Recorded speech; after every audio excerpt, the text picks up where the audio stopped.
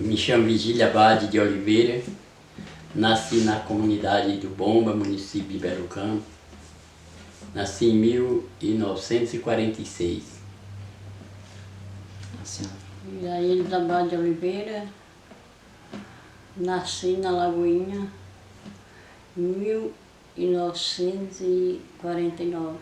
Quais as lembranças que vocês têm da infância de vocês? Como é que foi a infância? Veja só, a minha vida desde criança ou adolescente foi um romance. Eu lembro de muitos momentos. Meu pai gostava de mudar demais, né? Então é uma história assim muito comprida. Eu ainda adolescente, quando ele morava no município de Belo Campo, ele ficou na fazenda de um cidadão por nome Salvador, a gente chamava ele seu Dudu, amigo da gente. E aí o pai começou a mudar, além das mudanças que ele já tinha feito quando a gente era criança ainda, ele começou a mudar para outro lugar. Passou uns tempos no povoado de Pé de Serra, município de Tremedal. Antes disso ele fez duas mudanças. Primeiro uma para... Aí eu era criança ainda, tinha 7 anos de idade, para o estado do Espírito Santo, uma região por nome de São Mateus. Com certeza hoje, nessa época eram umas vilas, aí já passou a ser cidade esses lugares.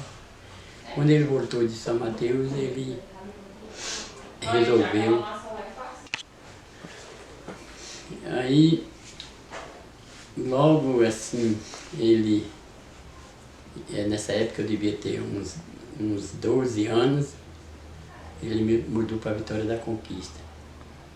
Quando nós estávamos lá em Vitória da Conquista, no ano de 1957, por aí, né? Não, 1955. Muito difícil naquele tempo o trabalho, ele trabalhava de pedreiro e a gente ajudava ele. Ele pegava casas para construir, mas pegava o serviço todo, na fabricação do adobão, que era conhecido por adobão, feito de barro. E aí fabricava esses adobos e dali ele ia construir a casa. E os filhos, a família toda ajudando, os filhos que já aguentavam trabalhar, os mais velhos, né? Nessa época, mais ou menos 55, um cunhado dele, o nome de Chico, era um cearense, viajava para Boquira com um caminhão buscando minério lá em Boquira para trazer para Brumado, outra hora levava para Santa Mário, né? Que era a mineração Boquira, ela produzia o chumbo, a prata e o ouro. E ele carregava o caminhão e transportava para esses outros lugares, Brumado e Santa Mário. Mas normalmente ele pegava as cargas direto para Brumado. Aí falou de uma mineração que tinha surgido no município de Boquira e falou com o pai para ir trabalhar lá, porque estava começando essa descoberta que estava surgindo muito serviço de pedreiro. Meu pai era pedreiro. Aí ele foi para Boquira. Lá, mas ele não ficava muito tempo em lugar nenhum. Ficou uns 6 ou 7 meses, voltou de novo para a região de Belo Campo. Por aí ele trabalhou uns tempos na roça, mas eram umas épocas assim, difíceis, né? Ele torna voltar para Boquira, ficou mais aí um ano em Boquira. Já foi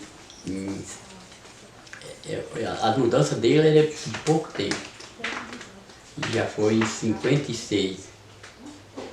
Ele volta de novo e vai morar nesse lugar, nesse povoado que eu falei, de Pé de Serra, município de Tremedal. E aí um genro dele, Gonçalo, liga para ele ir para Boqueira para cuidar da filha que estava próxima de ganhar neném e que precisava a mãe de cuidar, porque eles trabalhavam na mineração e não tinha quem cuidasse. Aí o pai pega essa família todinha, volta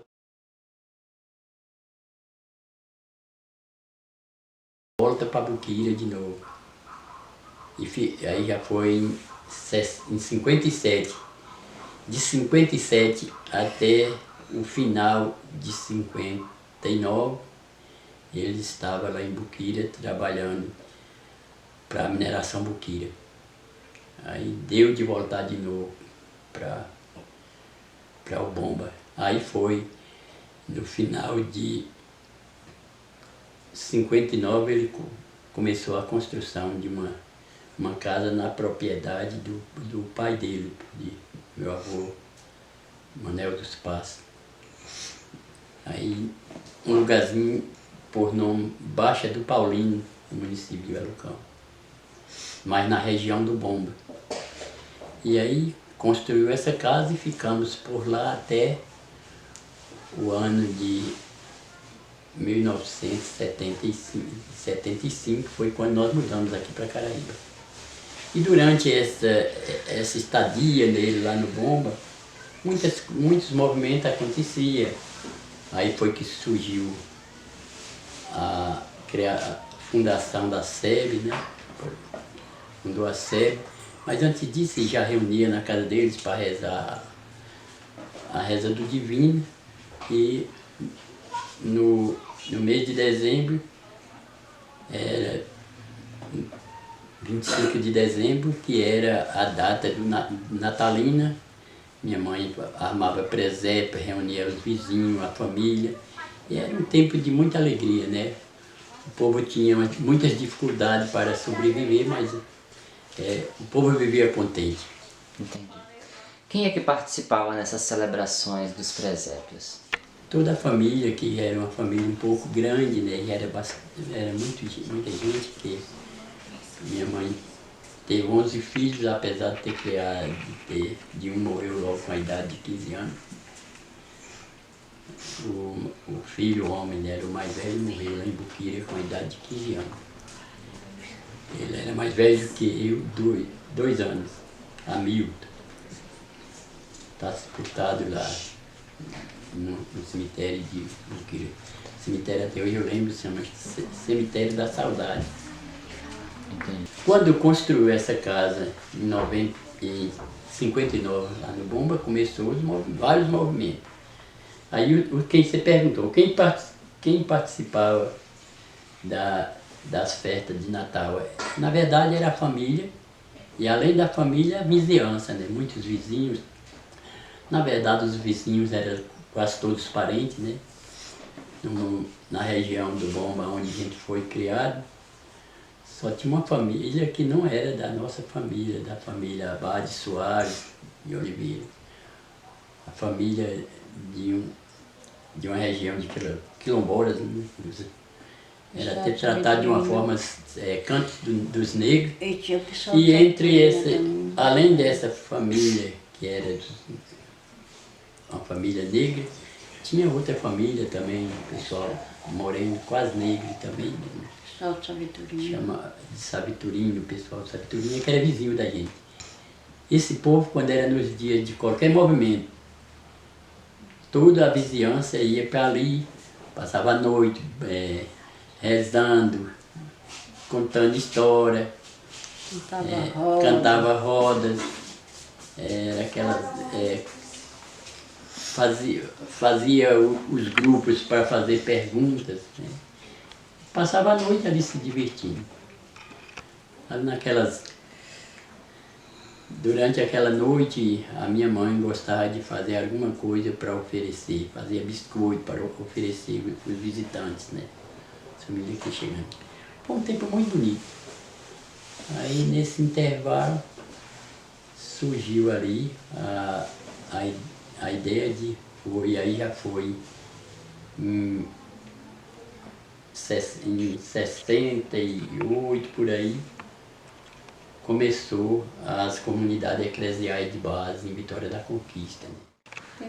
Tem assim dizer que a gente criou assim desde 8 anos no trabalho. O pai gostava muito de trabalhar, né? Mas se uns iam pegar água, outros iam arrumar a casa e ia para a roça. Aí lá a gente ficava na roça, quando era 9 horas levava uma rapadura, a gente sentava, comia aquela rapadura e voltava a trabalhar até meio-dia. Ali já não tinha licença nem de olhar para o solo.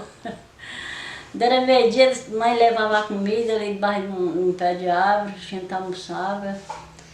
O descanso dele era 10 minutos. Falar, Minas, vamos ver, vamos embora, tá na hora. A gente trabalhava a tarde todinha. Umas 4 horas a mãe levava café, ali um café com farinha nesse tempo, né? Então tomava esse café, quando era ali 5 e meia, nós voltávamos para casa. Uns iam encher os potes de água, ia barrer uma casa, fazer outra coisa. E era essa vida assim. Quando dava o mantimento, bom, ele ponhava uma roça de melqueira, aquela madeira nós tirava todinha da roça. Depois, quando era no fim da semana, com aquele tempo de seca, ia lavar roupa no olho d'água, outras vezes na lagoa de Martilino. E era assim, quando as águas dos anjos secavam, lavar roupa, a gente ia no olho d'água lavar roupa, era distante, acho que uns 20 quilômetros. A gente ia lavar roupa. E era, até chover era essa pendura, desse jeito. E hoje eu vejo o povo assim, hoje, aquele clamor, né, que tem, lava roupa no tanquinho, reclamando, água dentro de casa, água encanada, como a gente sofria naquele tempo. Aquele tempo que tinha ano também que não produzia não. Teve um tempo que mãe fez uma farofa de palma e veio um redemoinho e encheu aquela bacia, apanhava a comida tudo numa bacia de terra, aí foi fazer outra palma para comer. Mas pai sempre ele criava, assim, ele matava um bode, ele matava um porco. Sempre não faltava, assim, mas naquele tempo não dava feijão, era muito sofrido, farinha também era difícil. Então a gente criou assim, no trabalho. Quando foi em 66 nós casamos, né? Quando foi, bem fui ganhei a Milton, depois veio uma menina que nasceu morta, era Maria, veio Marli, veio Gils, Adailto, isso aí foi os que morreu, né? A Maria, Rosivaldo, Lucidalva, e Maria e Maricá. Maria nós foi para a Vila do Café, eu ganhei ela lá, na Vila do Café. Não estava com um ano nós veio embora. Foi na época que a Edivanda trabalhava lá na Vila do Café e quando ela morreu, o Gil ficou desesperado para ir embora. Deixou que a família ficava preocupada, né? Às vezes aconteceu uma coisa assim, que nem aconteceu com a Edivanda, com a morte de repente, né? Então desesperou para ir embora. Aí nós ficou aqui, foi para trabalhar na loja de Joaquim. Ficou lá acho que mais ou menos um ano. Aí não deu certo, foi para Belo Campo. Ficou lá quase 2 anos. E quando lá nós trabalhamos lá em Belo Campo, eu estava grávida de Eliana, nós vim embora, eu ganhei ela aqui. E eu esqueci também de Betinha, tinha Betinha, Edivanda, e aí que era companheira de... Betinha era companheira de Januário, e tinha Edivanda, que era companheira de Eliana. Nós casamos em setembro de 66. E aí foi quando surgiu a ideia de uma escolinha, de eu dar uma aula como professor leigo na Fazenda Bomba, né? Essa aula começou em casa, na casa de meu pai, na casa do meu pai. Em 67 foi construído o prédio lá no Bomba. próximo à casa de Nelton naquele tempo, era de um tio nosso que morava lá. Aí nesse prédio trabalhei uns pouco tempo. Aí foi criado também naquela época dos anos 67, começou, aí eu ainda estava dando aula, surgiu a ideia de uma catequese de crianças, dos alunos, né? O Frei Adriano celebrava na fazenda José Caetano, e lá propôs a questão, propôs a ideia de criar catequese nas escolas. Ele celebrava a missa, talvez era uma vez por ano, mas aí sugeriu a ideia de criar a catequese. Eu dava catequese para os alunos, e nessa época que começou também a construção da capela lá no Bomba, né? Que é a igreja do Bomba. Né? Na sala, toda a aula a gente iniciava já com a oraçãozinha do Pai Nosso, iniciava ao término da aula, chamar as crianças os alunos para rezar o Pai Nosso. E aí fizemos uma catequese dos alunos. Depois foi em 68, a gente começou a ouvir falando que em Vitória da Conquista estava fundando as SEBs, as comunidades eclesiais de base, por um padre italiano, por nome Luiz Moscone, uma professora por nome de Edivanda. Aí no final no ano 70, chega a dona Carmélia, morando em Belo Campo, ela tinha fundado a comunidade na cidade de Belo Campo, e veio, sabendo do trabalho que a gente tinha de catequese, veio tentar fundar a primeira comunidade na zona rural, que foi a comunidade do Bomba. Foi diretamente para a casa de minha mãe. Nós morávamos ainda, né, com minha mãe nesse tempo, já casados, mas na casa dele. Aí a gente fundou a comunidade do Bomba já no ano 70.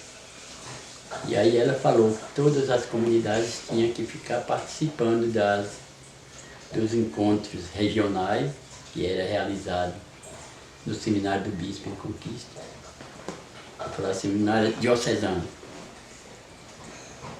Aí quando a comunidade do Bomba foi fundada, já tinha 2 anos que eles estavam tinha fundado as comunidades na cidade, e já estava levando para outros municípios vizinhos.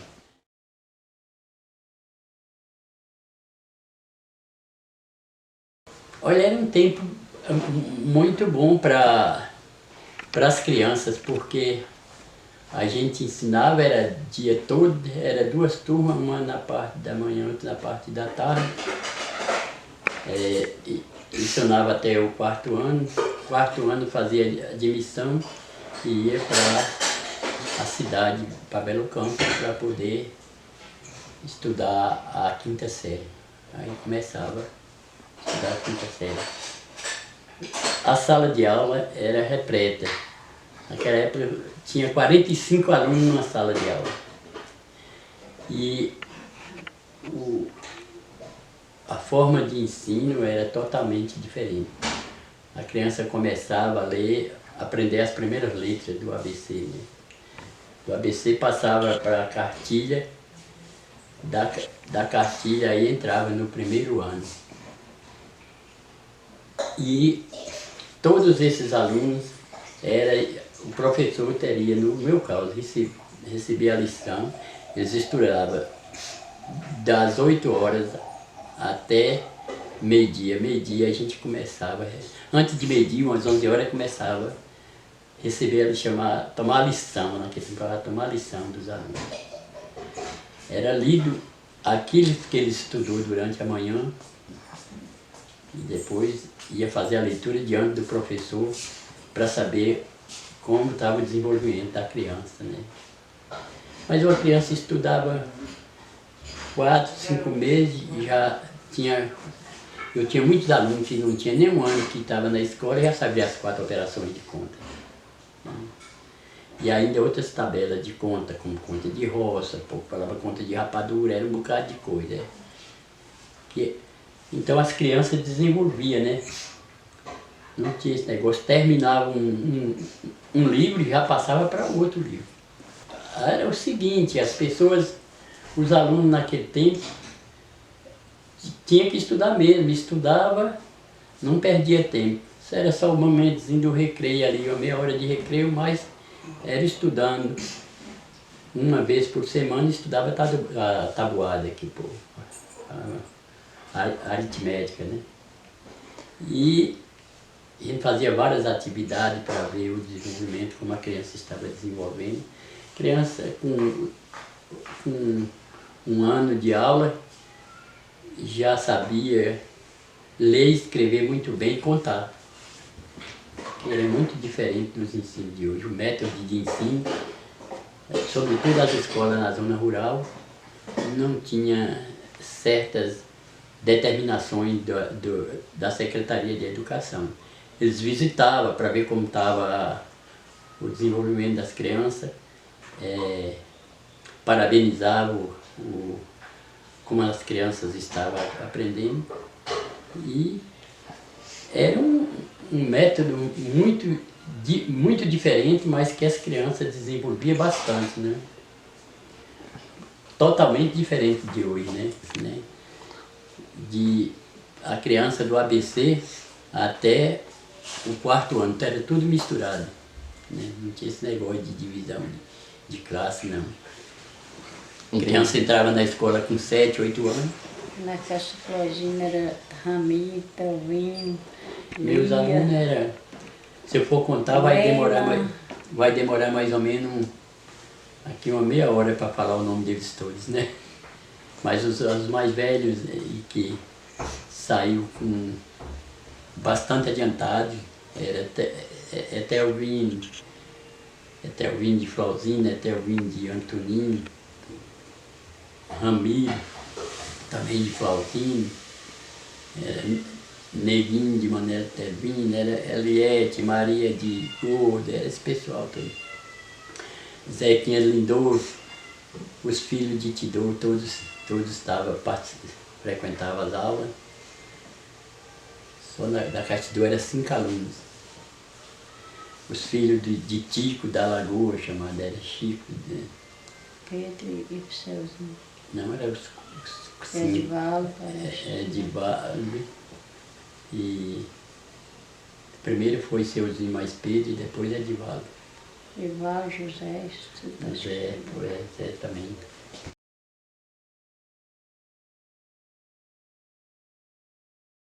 Minha professora primeira foi em Buquira, ainda em 58 por aí, né?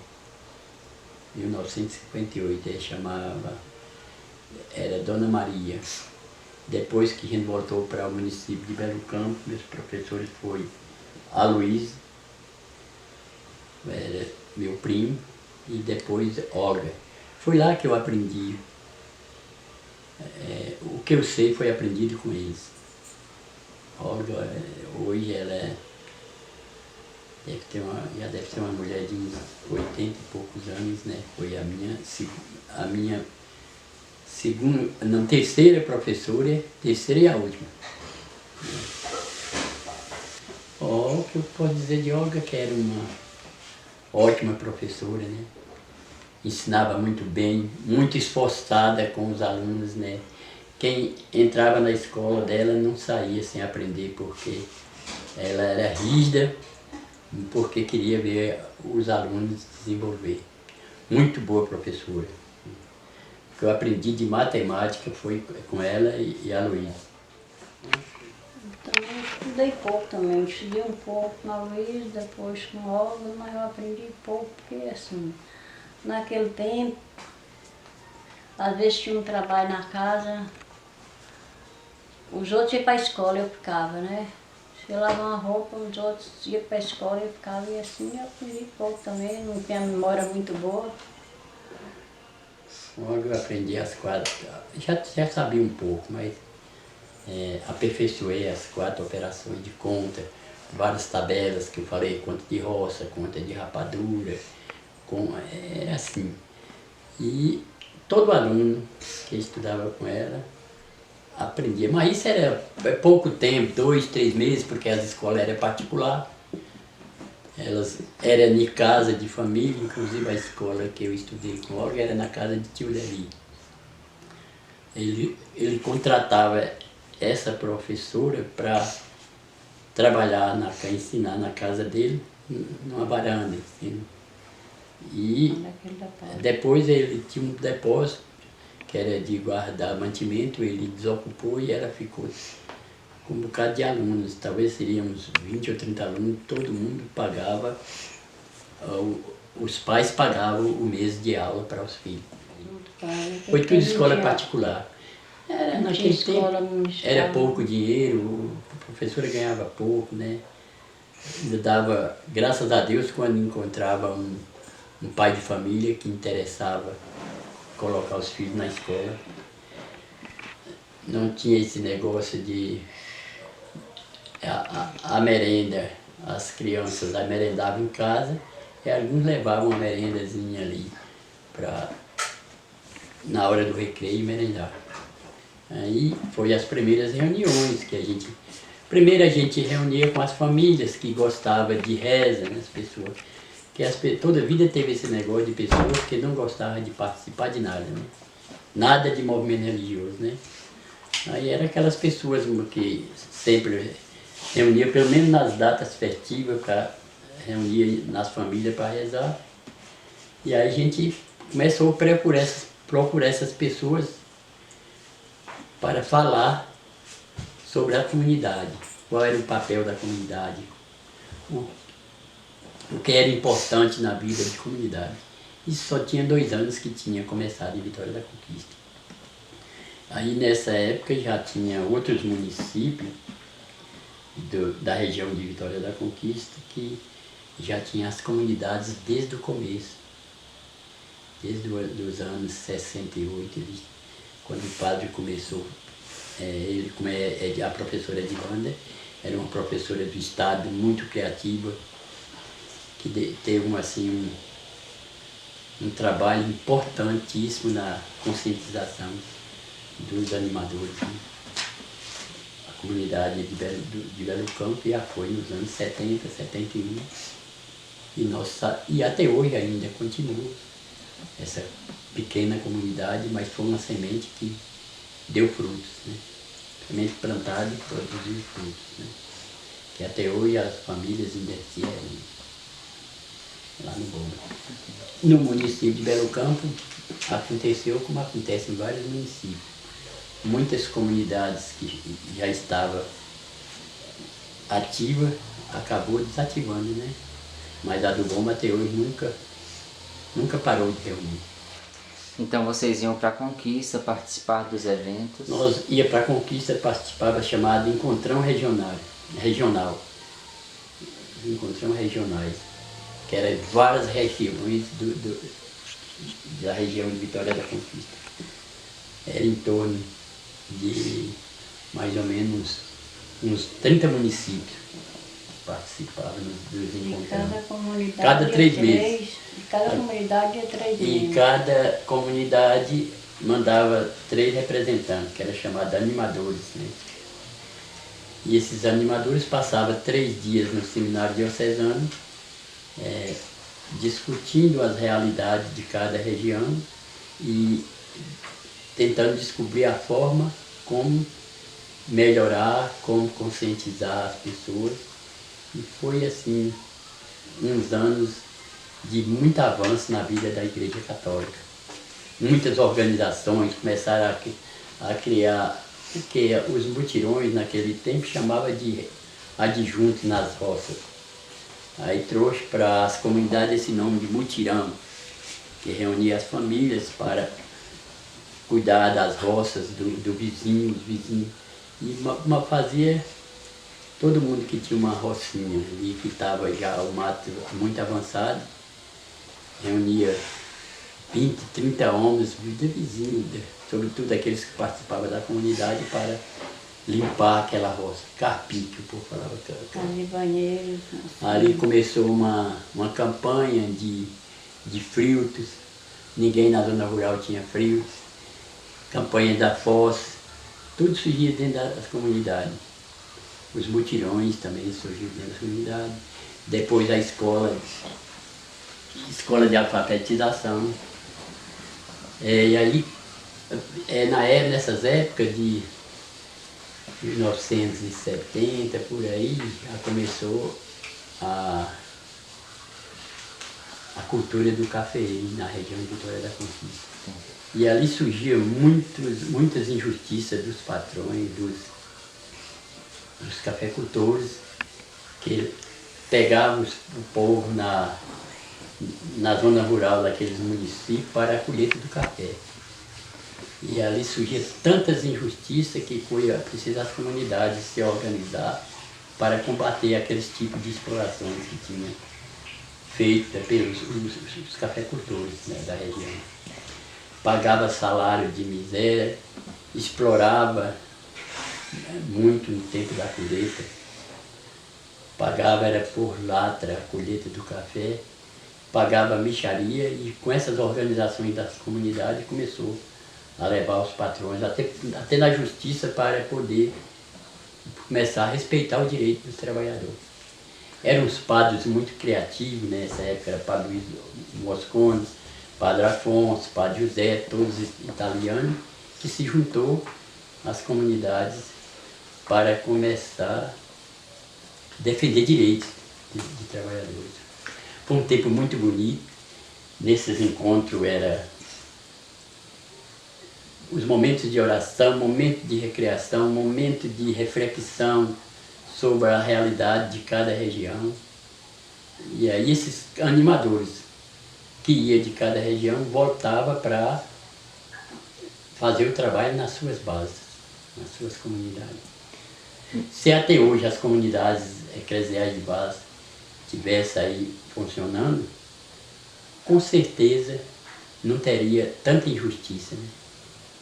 Porque era uma luta contra as injustiças, a luta em defesa dos mais sofridos, né? Que pessoas mais marcaram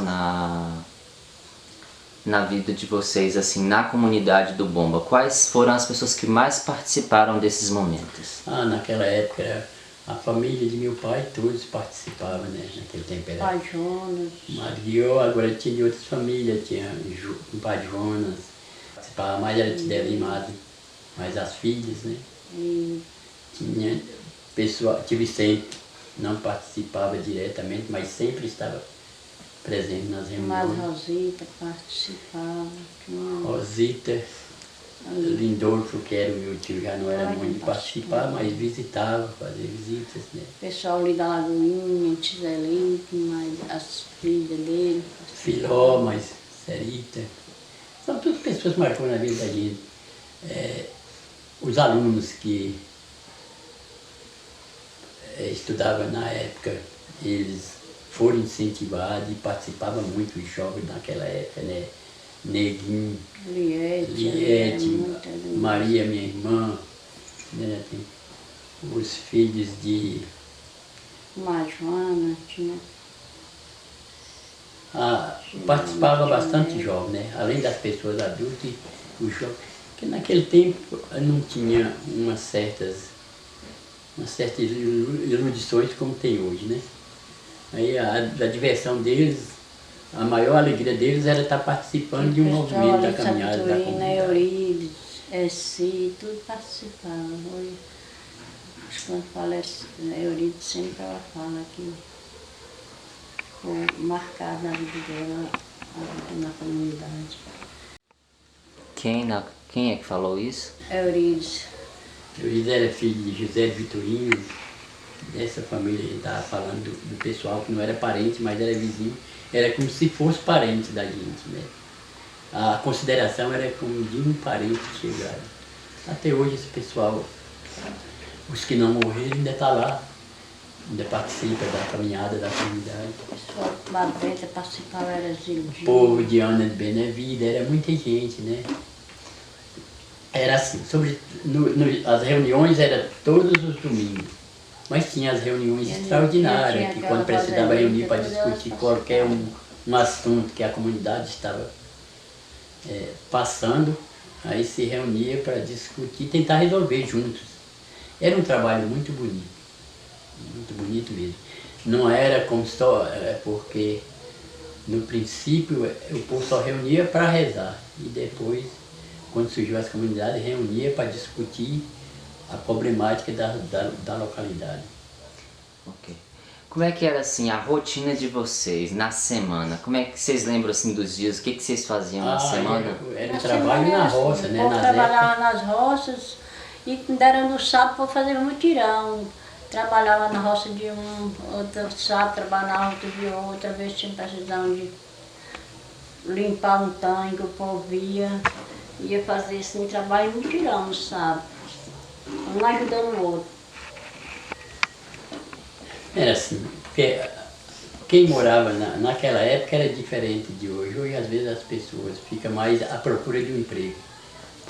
Naquela época o povo vivia em atividades próprias. Quando passava as épocas eu falava o tempo das árvores, que era o tempo de plantar e colher, quando terminava a colheita aí ia fazer cerca, limpar tanque, ninguém pagava, né? Existia muito suprimento, quando chegava a época de seca, umas épocas dessa de agosto em diante, os tanques começavam a secar, aí o povo ia apanhar água longe, às vezes até no lugar de minação, era chamado de cacimba. Aquele pessoal que tinha propriedade nas baixadas, perto de Riachão, abria aquelas que chamavam de cacimba, eram os poços. E ali minava. O povo apanhava água distante. Quando secava os tanques próximo da casa, aí a gente ia apanhar água distante. Cada família tinha seu jumentinho ali para colocava uns, como é que eles davam o nome, uns caixão e colocava lata dentro e ia apanhar água. Chegava naquele lugar da minação, tinha gente de 2, 3 famílias apanhando. Aí tinha que esperar a água minar para poder encher as vasilhas e voltar para trás. Era um sofrimento. O povo sofria muito quando era nas épocas secas. Só que era um povo que vivia alegre e não reclamava tanto como hoje. De Flaudiz, na fazenda de Flaudiz, alguns pegavam no olho d'água e outros na lagoa. Na lagoa não gastava para beber, que era muito... Foi um tempo de muito sofrimento, mas de muita alegria, de muita amizade, o povo... toda a vida teve aquelas pessoas mesmo, de zoeira, que às vezes ia para naquele tempo falava as vendas, lá bebia cachaça e às vezes tinha uma fusaca, uma brigazinha. Mas eu também era só naquela hora. E quais eram as vendas que tinham lá? As vendas, tinha uma venda tinha o Nelton, outra de Deraldo. E essas vendas não eram só de cereais, vendia cachaça, vendia vinho, cortesano, eram as bebidas daquela época, né? E as pessoas que não tinham muito controle exageravam um pouco. Feijão, essas coisas. Exageravam um pouco e às vezes ficava ali naquela zoeira. Mas quando passava dali era todo mundo amigo. Tinha um joguinho de futebol, né? Tinha muita briguinha de campo de futebol. Era desde aquela época, já era a coisa que mais iludia o pessoal, era o futebol, né? E fora disso, sempre existia. Aí tinha as rezas temporâneas, e o povo fazia muito forró, chamados bailes. Quando tinha esses forrozinhos, esses bailes, aí a família inteira enchia aquelas casas daquelas pessoas que gostavam de fazer esses movimentos, né? Na casa da minha avó mesmo, naquela época que eu era novo ainda, a gente fazia muito esses bailinhos. Sempre. Era constantemente. Esses adjuntos que eles faziam também de roça, acostumavam à noite fazer o forró. E aí a vizinhança toda, era muita gente que frequentava, enchia as casas de gente. Né? No mês de junho era a festa de Santa Ana, reza Sinhana. No dia 6 de agosto era a reza de Padrinho Januário e Dona Loura. O dia do Padrinho Januário rezava de tarde, Dona Loura rezava à noite. Aí, Eles festejavam o quê? Senhor Bom Jesus. Cada um tinha o E seu quando padrinho. era Né? no dia 15 rezava a festa Nossa Senhora da Vitória, era Maria de Abílio. Aí o povo reunia, aquele povão, cantava, E usava texto, ladainha. E aí o povo estava cantando. as festas mais eram festa de casamento. Né? Eles não chamavam, quando era fora do casamento era chamado de baile, forró, coisa que eles chamam baile e o forró era a mesma coisa.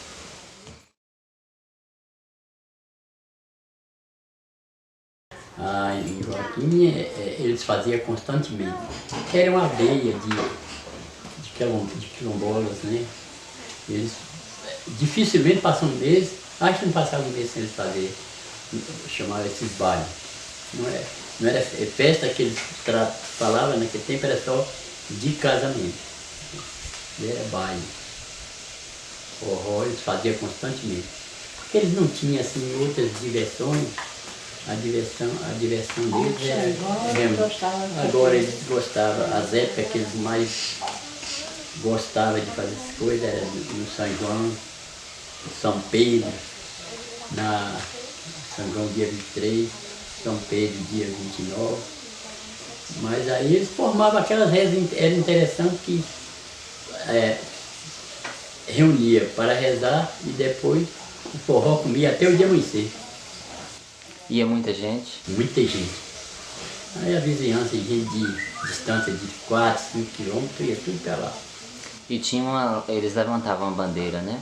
Eles, no dia da reza, da promessa, que eles falavam de fazer aquelas promessas a chefe da família, né? Como é que era o nome dele? Sinhana. Não, eu falo no canto dos negros que eles chamavam, né? Ali devia ser São João Batista, porque... Não, eu tô falando o nome da mãe de Joaquim. Sajozinha. Sajozinha. Minha avó Ela era era avó de chefe. Joaquim. Ela tinha muitos filhos e netos, pessoal da raça negra, né? Era muito negra. Mas aí também o pessoal branco não tinha muita restrição nisso aí não. Tinha os filhos, a Floriana, Cercila, era... Aí lá eles rezavam, levantavam a bandeira. Levantava a bandeira, a reza era, antes eles primeiro reuniam, rezava, era texto, ladainha, ofício, rezava essas 3 coisas. Aí levantava a bandeira e depois que levantava a bandeira, voltava para a sala, começava forró. E era muito animado. Agora, muita gente não participava porque não gostava da mistura, né? As duas diversões do mesmo tempo. Né? Entendi. Porque na verdade ali era tudo família, né? Josinha, essa mãe de Jovem Preta, era minha avó. É a avó de Imbico porque ela fazia o parto? É. Tinha Ana de Benevido, que era parteira, mas era chamada de parteira, né? Essa fazia um trabalho muito interessante, era chamada na região toda. Às vezes ela viajava de pé até uma distância aí de 6, 7, 8 quilômetros, 20 quilômetros a pé para ir pegar, chamava pegar a criança. Às vezes ia um filho ou o esposo daquela mulher que estava para dar luz, e naquela casa chamava ela, aqueles que tinham uma condição melhor, criava cavalo, aí levava ela na garupa do animal. Uma vez ela ia numa bicicleta, mas a bicicleta perdeu o freio, ela caiu naquele riacho de Nena, ali. é da Cardeirada. Ela arrebentou todinho, a cabeça, os braços. O interessante era a disponibilidade dessas parteiras dela. Medo, assim, podia ser meia-noite chamasse ela lá, não tinha medo de nada. Ela não tinha horário e nem media distância. Podia ser, veio um portador daquela família chamar, ia com aquela maior gratidão, além disso não cobrava um tostão de ninguém. Quando a família era muito humana ou tinha uma condiçãozinha melhor, dava ela uma gratificação. Outros não dava nada, mas era a mesma coisa para ela, né? Era uma solidariedade muito grande, né? E Joaquim, o que vocês têm de falar dele? Joaquim Preto, era chamado de Joaquim Preto. Era um grande sanfoneiro, tocador de pé de bode, harmônica pé de bode. Mas era o mais procurado na região. Todo mundo que ia fazer o forró, chamava ele, o tocador era ele. E ele já tinha ali outros amigos, gente da família que batia pandeiro, batia aquele tempo tambor, outros batia como é que dava aquele triângulo, né? Quem batia o tambor, o triângulo? É um bocado, às vezes era gente da família dele, sobrinho. Neres também gostava de... Outros primos também dele, né? E outras famílias também, nas outras famílias tinha. Muito Lourenço, era bom bater pandeiro, Dodô, disse se eu teve um irmão com o pai João.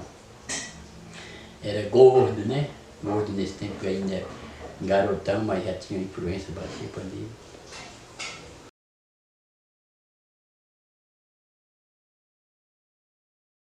O pai tinha uma pequena propriedade que era apenas 10 hectares de terra. E aí morava, naquela época já ele tinha uns 4 ou 5 filhos casados que já tinha construído casa nessa pequena propriedade. Todos ali moravam, trabalhavam na mesma terrinha e a família foi crescendo. Aí surgiu a ideia de comprar uma terra maior, porque aonde ele ia levava os filhos. Ele fez algumas mudanças que eu falo durante esse... Fez uma para o Espírito Santo, levou as filhas casadas que já tinha, né? Nesse tempo era 2. Depois, quando foi para São Paulo, já tinha 5 filhas casadas. Foi embora, foi todo mundo para São Paulo. Também quando veio todo mundo. Ficou lá apenas Gonçalo e foi com o padre Gonçalo. Moisés já morava em... Moisés, que é irmão de Deus, já morava em Boqueira, né? Já tinha ficado em Boqueira. E aí... Mas foi casando os filhos mais novos, os homens, né? Porque primeiro foi as filhas mais velhas eram as mulheres. Foi casando logo. Quando os filhos começaram a casar, aí achou que a terra não dava mais para trabalhar porque era muito pequena, né? Aí ele começou a pensar em comprar uma terra fora, porque a terra naquela região ali já era considerada cara. E em outros municípios, sobretudo mais longe, ele foi ver terra lá em Santa Rita, depois de Buquira, perto de Oliveira do Brezinho. Só que na época foi quando surgiu aquela história do Capitão Lamarque, que era considerado, ou foi caluniado como terrorista, sendo que não era terrorista, coisa nenhuma. Ele foi até Buquira lá, Moisés, mas Elzi não deixou ele seguir a viagem para Santa Rita, voltou, veio embora. Depois, passado uns tempos, e ali por perto, ninguém tinha condição de comprar terra. E ali também era assim, quando uma criação entrava lá na terra do Zequinha, eles pegavam, prendiam, agora a criação entrava na terra do Lindolfo, eles apertavam também. O Tório criava, passava por laderal, era assim, então a gente foi achando que a terra era pequena, não dava mais para criar, criação ficar acumular tanta gente que os filhos vai aumentando na família, né? Filho, neto, e aí achou que comprar uma terra maior seria melhor, né? Aí nessa época, dando continuidade, eu queria falar, ele olhou terra em vários lugares. Na região, lá por perto, as terras já eram um pouco mais caras, mas tinha terra aí pelo lado de Ituaçu, ele foi, olha uma terra no município de Itanhaçu, né? O povo informava que as terras eram muito baratas, tinha muita terra desocupada. Olhando até quando surgiu, essa foi até através de Nonô, que era um cara que fazia viagem pra gente, para Bom Jesus, da Lapa, fazia Romaria. Eu era encarregado de fazer essas romarias. Em Ituaçu, aí como o Nonô fez muita amizade com a gente, e ele tinha essa propriedade aqui no município de Caraíba, ele resolveu vender para mudar para Vitória da Conquista. Aí trouxe ali, mandou a gente vir olhar. Olhamos uma vez, não deu certo. A segunda vez, entramos em negócio e combinamos, compramos essa terra. Daí pra cá, meu pai não mudou mais, ficou aqui até Deus chamou, né? E eu, durante esse período, fiz uma... Na verdade, não era nem mudança, fui passar uns tempos, né?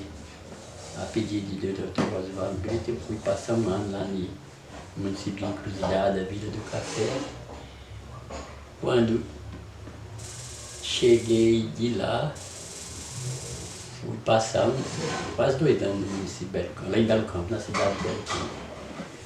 Uma loja de sociedade, mas Joaquim Fidel, primeiro prefeito dessa cidade.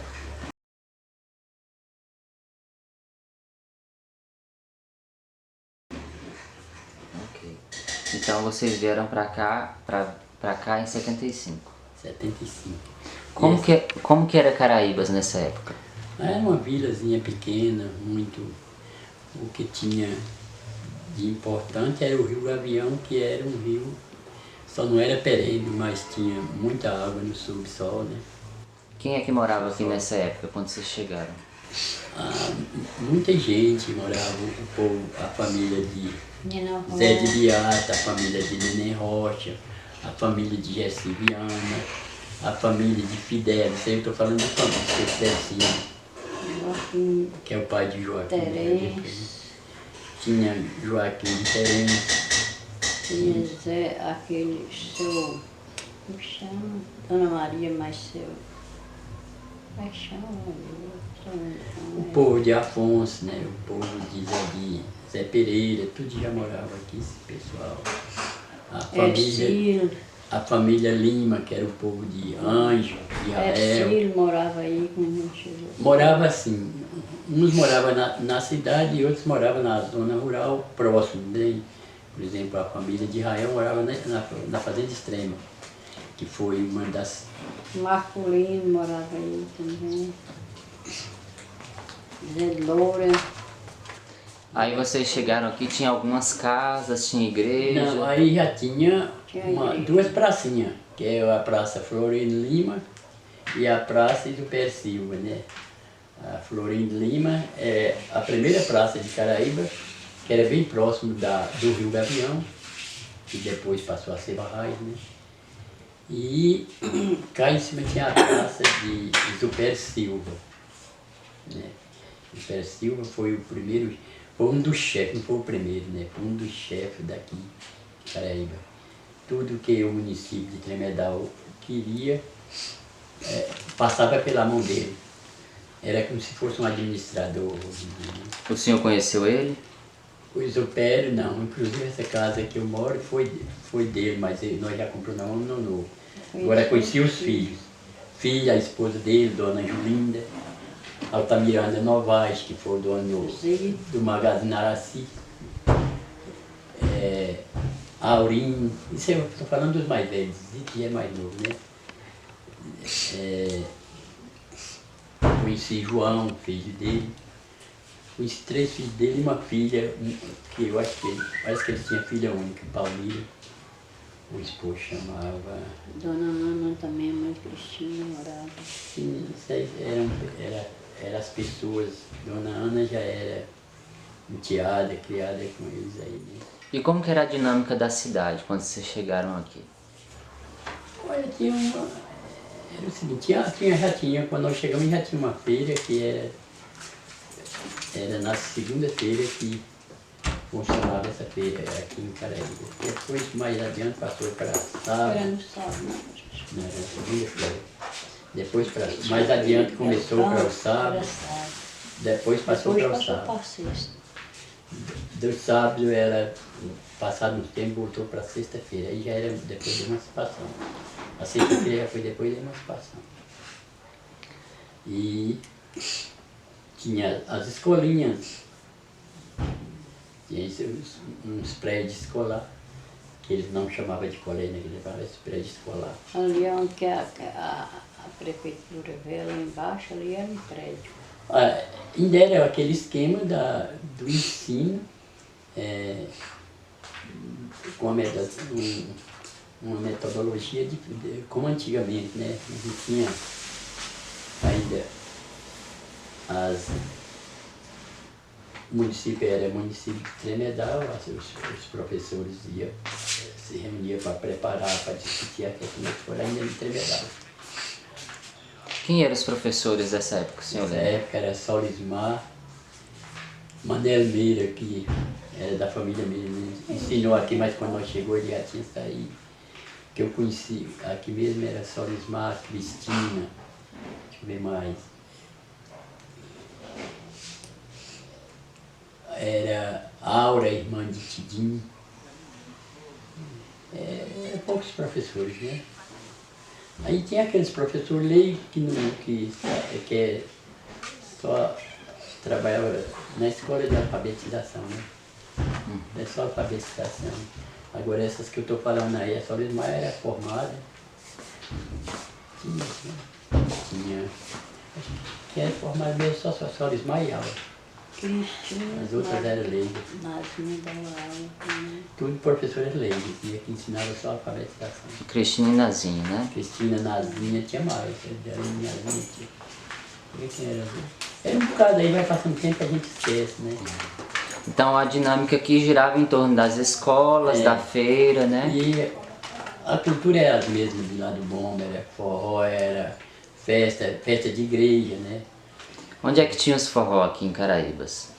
Na cidade, ali nos prédios escolares, nas casas de família, tinha muito. Lugar de Aurindão. Mas era nos colégios, né? Quem é que tocava nessas festas? Aurino Nascimento, que era onde tinha chamado de Aurinão, Valdete, irmão dele, era os outros, gente. Era uma turma aí que tocava, né? E a família participava aqui? Participava, a nossa família, muito pouca, a família nossa quase não, os mais jovens participavam, né? Mas, por exemplo, meu pai e minha mãe quase não iam nesse lugar, os mais velhos não iam. Mas mesmo assim, de vez em quando participava, né? Participava mais das festas da igreja, as festas religiosas. Então também Na tinha igreja essa aí, atividade, né, da Na igreja. época tinha as atividades da igreja, naquele tempo era as festas, rezava terço, ladainha, e o que não faltava era as animações, leilão, bingo, essas coisas. Quem é que estava à frente da igreja quando vocês chegaram aqui? Era Joaquim, Leó, Nazinha, Frente da igreja era Solismar. e Solismar também. Nazinha. Mas era muitos, né? Joaquim disse que foi o primeiro. Ele quando começou as primeiras caminhadas da comunidade, mas ele era na mesma dupla. Então quando vocês chegaram aqui, quem já participava da comunidade, organizava as celebrações, eram eles. Não, eles eram. Essa mulher que chama nosso paróquio Solismar era filha de seu Dezinho.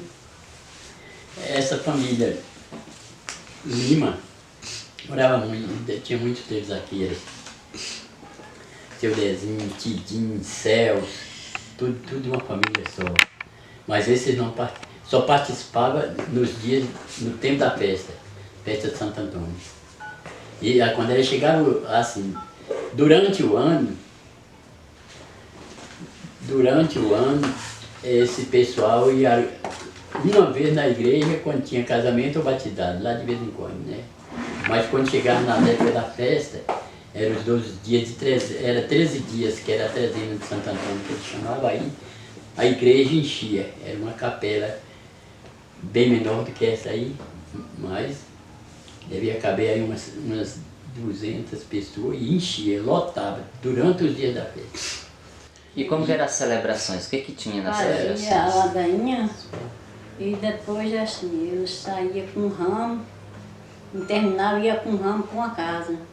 Lá como levava aquele ramo ali naquela casa fazia o forró. Aí começava com No uma reza outro na dia igreja, pegava o forró e ia para outra casa. pegava o ramo, levava para uma casa no Aí mesmo no dia. outro dia vinha aquele ramo, trazia para a igreja. Quando acabava, levava para outra casa. Aí quando chegava aquele ramo ali, Então era todo dia tinha um ramo na todo casa. dia levava o ramo. E tinha festa todo dia. Quando chegava o ramo na casa ali, eles ficavam tocando harmônica, muitos dançavam, né? E agora, toda noite também tinha, isso foi mais no começo, era leilão. Quando nós chegamos era leilão. Aí chegou alguns padres, começou a dizer que esse leilão, que o povo pobre não participava. Participava, ia para lá assistir, né, a zoada. Que não tinha dinheiro, ficavam as pessoas de dinheiro, que naquele tempo era o Tidinho, era Polininha, era Vinha Celso, Conquista. Celso Filho. Viu uma turma muito grande de conquista, né?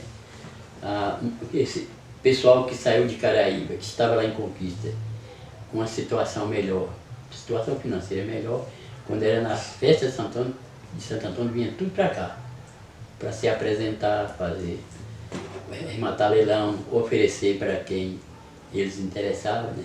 Aí já tinha a influência, entrava também a influência política do município de Tremedal. E eles, como eram líderes aqui no movimento, eram representantes mais fortes, já entrava essa influência de rematar leilão para dar aquelas famílias para conquistar. Sempre teve essa coisa. Então não tinha pessoas que não podiam participar? Todos participavam, Inteiro, só que não assim. participava Na da... época também assim, eles pegavam a bandeira e jogavam para prefeito, Que para bandeira? dama. Tinha a bandeira da de igreja, Santo Antônio, a igreja. Santo Antônio. Depois que os padres se reuniram, falou que não podia acontecer, que a bandeira tinha que ficar na comunidade, não para político, porque político queria fazer o que eles queriam, né? Quem eram os políticos dessa época? Tidinho, Joaquim, Gessi, Adevaldo, que tinha influência política aí, influência mais forte era isso. Depois aí Lourinho, Depois, Norma. sim, aí mais Lourinho, mas não já foi mais. Mas dessa época aí, dessa época. Eu estou falando nessa época, quem tinha as maiores influências políticas era Adevaldo, Gessi, tinha os dois grupos, né?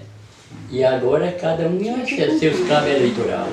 Aquele pessoal que estava morando em Conquista, quando chegava próximo às eleições, eles vinham para se apresentar também, para apresentar diante dos políticos de Tremedal, né? Para dizer que era eles que estavam fazendo a campanha, né? Entendi. E o senhor acha que tinha alguma segregação, tipo de exclusão nessa época? Tinha o pessoal pobre no sentido de participar das coisas que aparecia na festa, era excluído, né? Porque não tinha dinheiro, né? Muitas das vezes, naquela época o povo aqui vivia mais da cultura de feijão, milho, essas coisas, plantar. Todo mundo tinha só assim, outros criavam criava cabra, criava ovelha, porcos, né? Uns até vendiam, outros doavam criação para a festa de Santo Antônio. Fazia o leilão, mas eles participavam de uma forma assim, um pouco excluída, né? Só ia mesmo para prestigiar o momento, mas não estava à frente de nenhuma atividade. Não. Era a bandeira todo ano, ao terminar no dia da festa, dia 13 de junho, que era o dia da festa de Santo Antônio, ainda até hoje, ali era passada a bandeira para um grupo, era para grupos de famílias, as famílias que mais tinham representação, né? As que eram influentes, né? Tinha influência. Então não passava nas mãos das outras famílias mais carentes. As famílias carentes não era festeiro, eles chamavam de festeiro, né? Só participava das rezas, né? Mas eles não estavam à frente de Não nada. estava à frente de nada. E o dinheiro que arrecadava durante aquele movimento era consumido ali mesmo.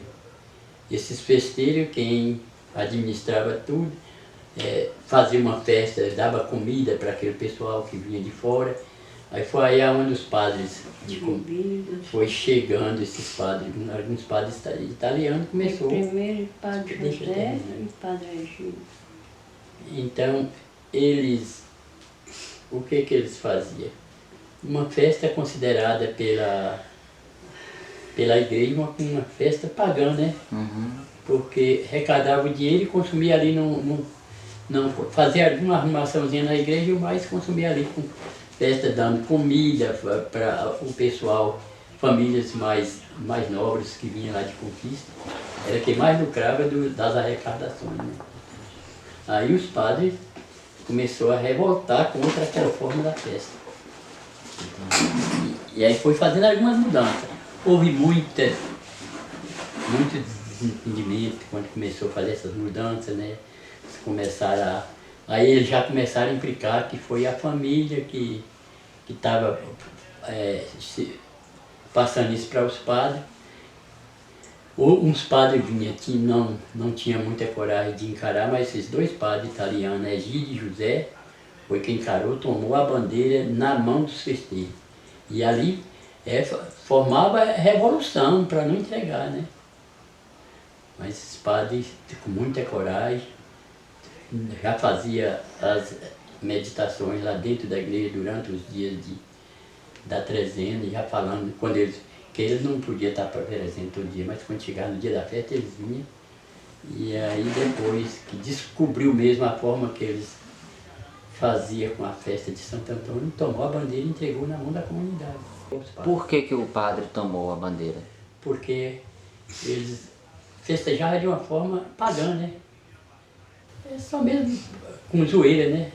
Festas não tinha perdido o sentido religioso Eles achavam que não tinha nada a ver com a festa do padroeiro, né? A festa do padroeiro é uma festa para tentar melhorar a situação da comunidade, né? E teve muita confusão assim com isso? Muito desentendimento, muitas críticas, muitas perseguições com os padres, mas aí já tinha um grupo de pessoas da comunidade que defendia, né? A posição dos padres. E o primeiro padre daqui foi Valdemar, né?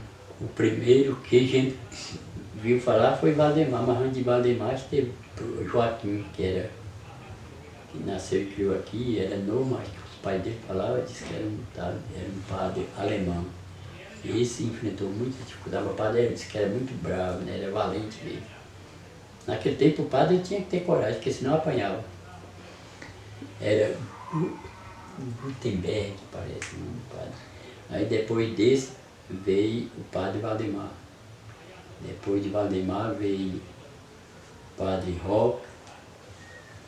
E foi assim. Vinha outros, mas para assumir a paróquia era esses padres. Na verdade nem assumia a paróquia, era só vir celebrar. Padres que vinham lá mandado pelo bispo de Caetité. Entendi. Missa tinha sempre ou demorava? Missa era uma vez, aqui era de 15 em 15, não, era no mesmo mês, não era no mesmo mês. O padre Valdemar o senhor conheceu? Não, conhecia, o padre Homero conhecia, que passou a ser bispo. Quando nós chegamos aqui, o padre Homero já estava mais encostado, eu ficava mais em Caetité, mas ele veio algumas vezes e eu vi ele em Caetité algumas vezes também. E o padre Ladislau? Fala um pouco disso. Ladislau foi bem depois. Ladislau chegou da Hungria, mais ou menos. Depois de José Mazé. Padre, hein? Foi bem depois de José Mazé. Foi, porque tinha outros padres que vinham, os padres missionários que vinham só uma vez por ano, nas épocas de missão, né? Aí foi vários padres que passou por aqui. Aí quem chegou na paróquia de Tremedal depois de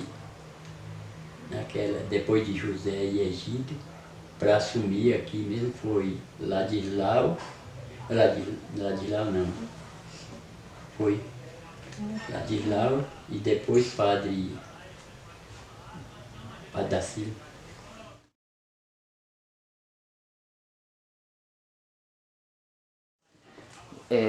Em 71 o senhor fala que surgiu o reizado no Bomba e vocês trouxeram para cá, né? Foi.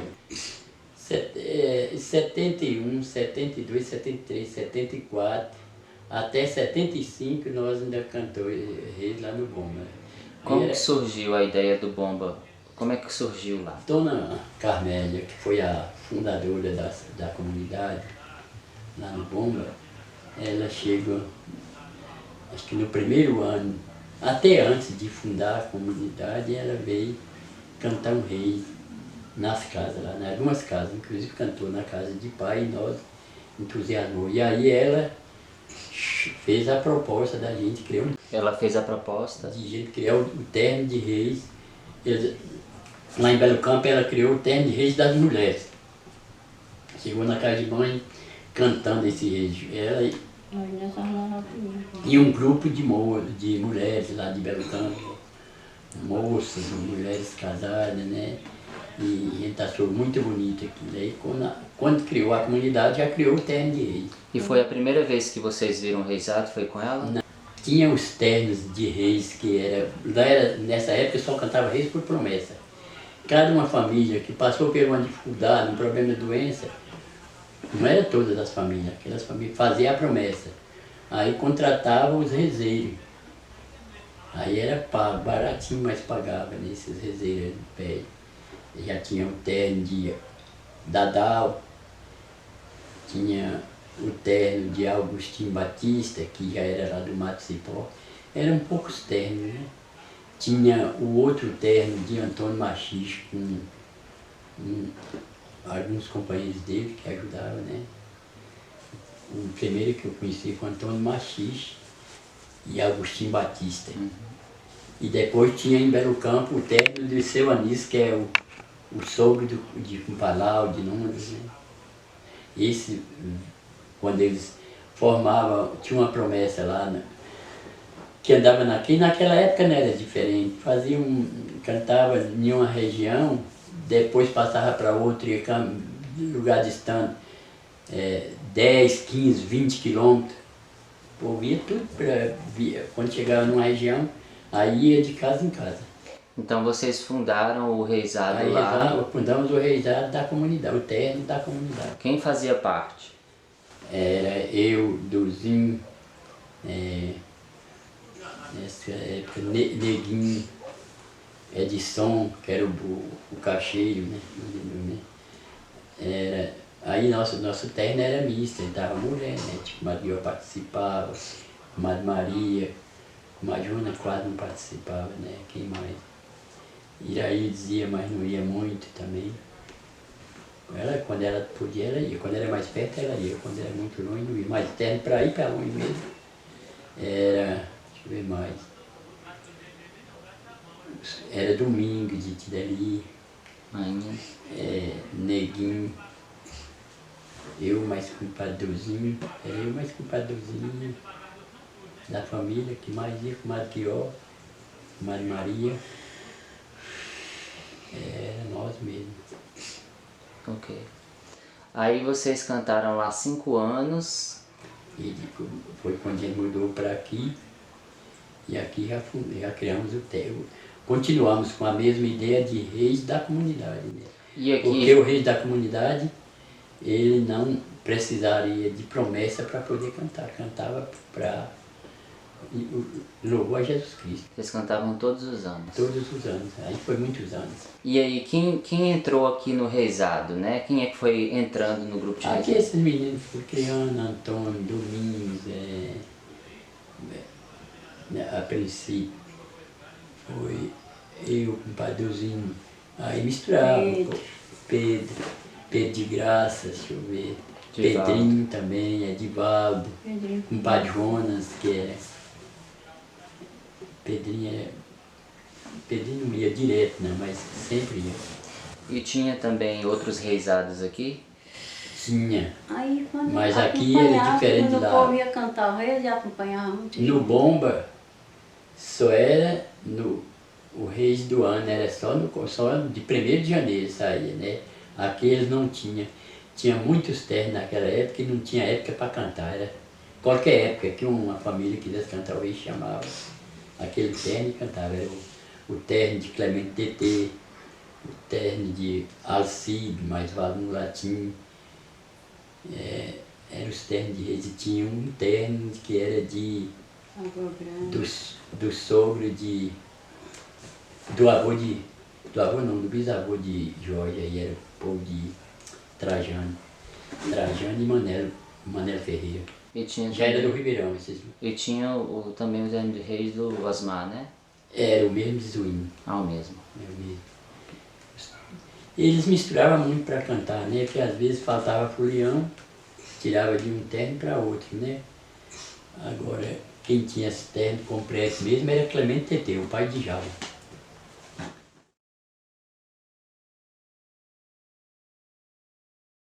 E a fundação da comunidade aqui em cima, como é que surgiu a comunidade aqui? Nós ficamos reunidos lá com eles. Quando surgiu esse negócio, eles achando Com que... eles na paróquia?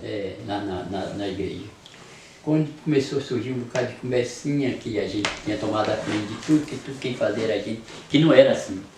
Ele dava oportunidade para todos, né? Mas eles se recuavam. Aí surgiu a ideia de começar a reunir a comunidade na casa de pai, onde vocês moram hoje. Dali nós começamos a reunir nas casas, né, da família, casa de vizinhos que queriam, né? Aí começou fundando outras comunidades na zona rural, Salina, a primeira foi Baixão, Salina, Lourenço, depois Jiboia 1, depois veio Papagaio, e foi surgindo várias comunidades na zona rural, né? E quem construiu o salão na época, que era hoje a igreja? Foi a comunidade daqui, né? E foi um projeto que eu fiz para a Itália, né? Itália não, para a Alemanha, parece que foi. Não, foi para a Alemanha. Aí teria que ter o aval do bispo do município, da diocese, né? Aí a gente pensou em construir um salão. Como não tinha o dinheiro para construir, foi fazer um projeto para poder vir o dinheiro de fora para a gente construir. Aí esse dinheiro veio lá da Alemanha. Eu fiz o projeto, mandou para lá. Aí ele mandou pedir a planta. Aí eu arranjei o Hilton Cunha, o Hilton Cunha que pediu. Dr. Ronaldo era um engenheiro de Conquista para fazer esse projeto para mim. Nem me cobrou nada, nem um tostão na época, né? Aí, porque nós já tínhamos os conhecimentos da comunidade já vindo lá do Bomba, né? Aí era pessoa que já tinha participação com os padres, né? Tinha muito relacionamento ali junto com os padres, né? Foi conseguir. Aí já tinha surgido também o movimento do PT lá em Conquista. Aí o Hilton Cunha conseguiu com o Dr. Ronaldo para fazer esse projeto para mim, era um engenheiro civil lá de Conquista.